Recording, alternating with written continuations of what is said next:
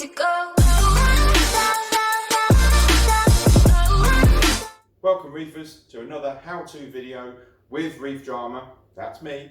Today I'm going to be replacing my Rowaphos that's in the reactor in the sump area. That was because the last time that I did a test for my phosphates it was 0.04 and I like to keep mine at around about 0.03. So what we're going to do is we're going to go ahead and start the removal process, but before I do that I'm just going to mention actually before you do this, especially if you have a reactor, before you do anything, make sure that you've got some spare salt water, because we also need to turn off our ATO as well. Now the reasons for that is because once we've actually taken it out, we've cleaned it and we've then refilled it back up again, we're going to put it back into the sump area and we're going to then flush it through, because you will see lots of like the brown colouring of water, which is, you know, all the loose kind of bits of dust and stuff is going to come out, and the last thing we want is for any of that to actually go into the water column itself. It probably wouldn't do any real harm, it's just it would turn your water quite brown for a period until it got you know, filtered through your filtration system. But nevertheless, that's not exactly easy to say. It should be, but it's not. Make sure you've got spare water and also you've turned off your auto top up. So let's go ahead. We're going to start the removal process now. And if this is the first time that you are using Rowaphos in a reactor, then you can sort of skip through this little bit and go to the bit where we come onto the replenishment, because that's obviously going to be key for you. If you've got a brand new reactor, a nice new tub of Rowaphos, you don't want to see me removing it and cleaning it and everything else. So just skip forward to the replenishment part. But for everybody else, keep on watching and I'll see you in a bit. Right, so there's my reactor at the back there, and thankfully now that I've got this manifold, all I need to do now just to turn this off is turn this tap, whichever way it's going to go, that way, and that's now turned off the flow to the reactor without actually having to shut down the entire pump, which would also take out the nitrate pearl reactor as well. So all that's left to do is unscrew the bottom section here. This top section and bracket will stay in place, and then we'll be able to lower this out and tip it out. Right, so first of all we're going to take our tool and that's going to go underneath the reactor. So much stuff in this sump, I need a bigger sump. Right, undo this canister to the left. There we go. Okay. Alright, that's got it loosened anyway. With that, again, take this back out. Oh dear me. And now we can hopefully, yeah, undo this. Come on, a couple more turns. Oh, there we go. Right, so let's get this out and put it into my washing up bowl. There we go, and then I'll be able to carry that through to the kitchen now. Okay, so I'm not too sure what you can see. Hopefully you can see pretty much what I'm doing, but inside this exterior canister is the interior one, the inside canister, which we can lift out. So I'll set that one aside. And then you have this one here, which is what the Rowaphos, obviously, as you can see, is in. So we need to, first of all, drain all the water out. We've got a couple of parts. That bit sits on the top there. There is an inner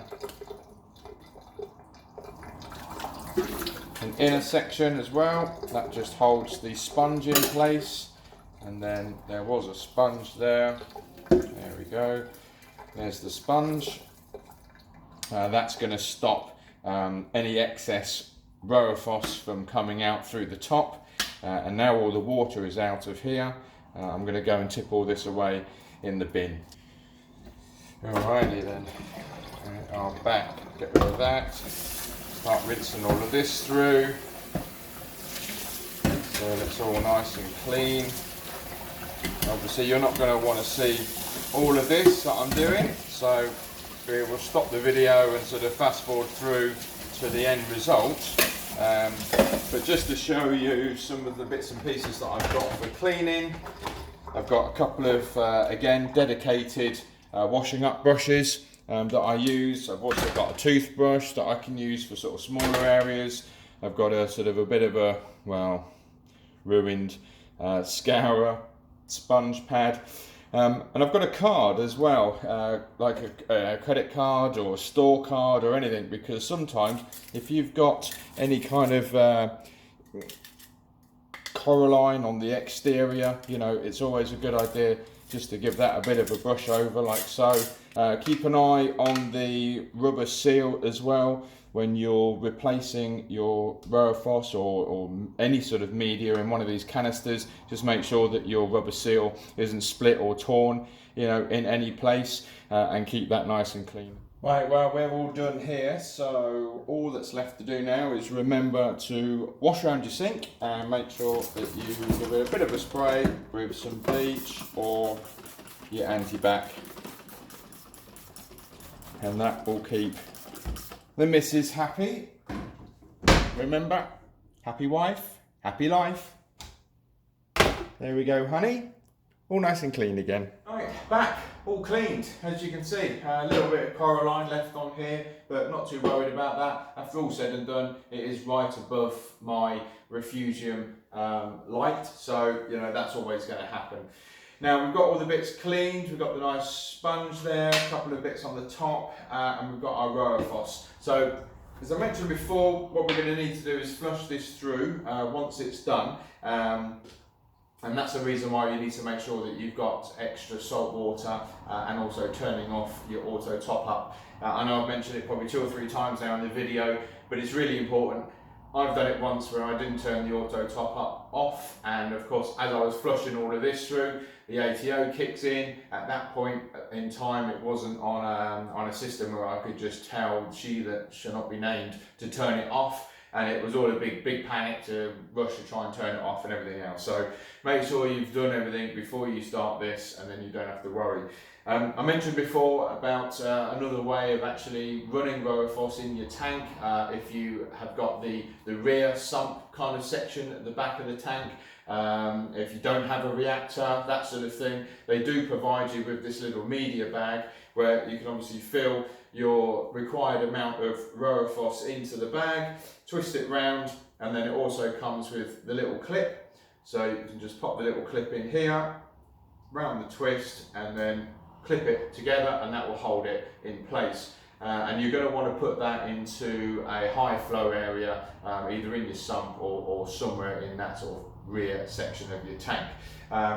I am not going to use that because I've got the reactor, so that's all good. So let's take this lid off. Now I know roughly where I want this to, so there's a tiny little mark on here, and I'm going to bring it up to about this point here in the reactor.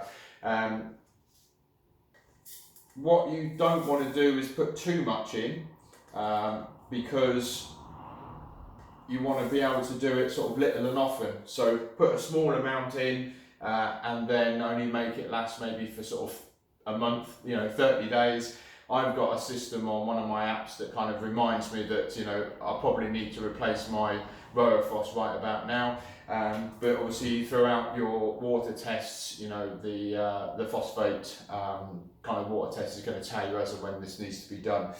Basically just don't sort of fill it like halfway and think that that's going to last for sort of 6 months. It is much better to have a smaller amount in the bottom and then replenish it quicker during the time.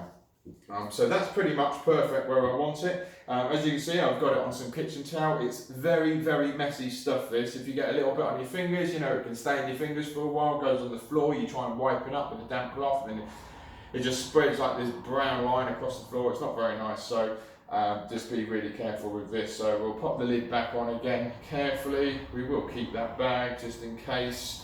I use those bags as well for carbon. Put that in the tank just for a couple of weeks at a time and then take that out. Be careful also with this, make sure the lid is on correctly and it's stored in a nice dry place. What you don't want to do is let this Rowaphos dry out. It needs to sort of stay slightly damp inside. So we'll get rid of that. So let's put this back together again now. So the sponge is going to go back on the top there. Little top section. On the Next one in, and then lastly that will just sit on the top. Obviously do check the manual of your own reactor, especially if it's brand new to you. Just make sure you know how everything all goes back together again. Pop that back in there, and then we're going to take this through and put it back into the sump. Okay, so let's turn off the auto top up. So turn off auto top up. Okay. Now we're going to fit this back into place. Drop that down there, and then make sure that when we're screwing this back on, we're not going to obviously cross thread it or anything. So that's going on there. We've got the tool that will tighten it up. Like so. Pop that on. And then I usually like to just give this almost like a quarter turn. Okay, so we've got the hose out of the sump, and we turn on the manifold now and let this run through. Hopefully you can see the water starting to fill in the reactor. We'll do it slowly, don't want to do it too fast.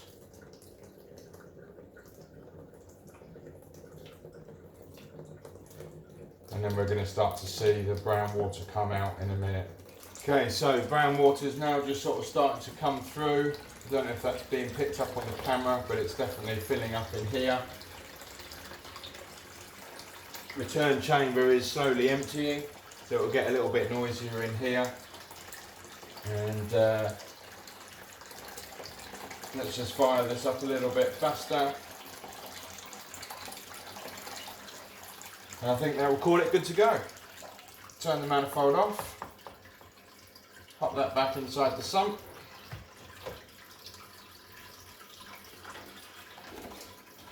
And then we'll top this off with salt water and get everything fired back up again. Okay, so we're all up and running again now. Reactor's back on again. I will keep checking it because I do want to make sure that we are getting a nice little bit of fluidization on the top. You don't want it going too mad, certainly not like the nitrate pels that I've also got running in the sump, but just like a nice little movement on the top of that Rowaphos in the reactor, and that's how perfect, that's how you really want it. So all I've got to say now is really just a big shout out to my mate Adam. He is the one that actually got me involved in all of this many years ago, so thanks very much for that.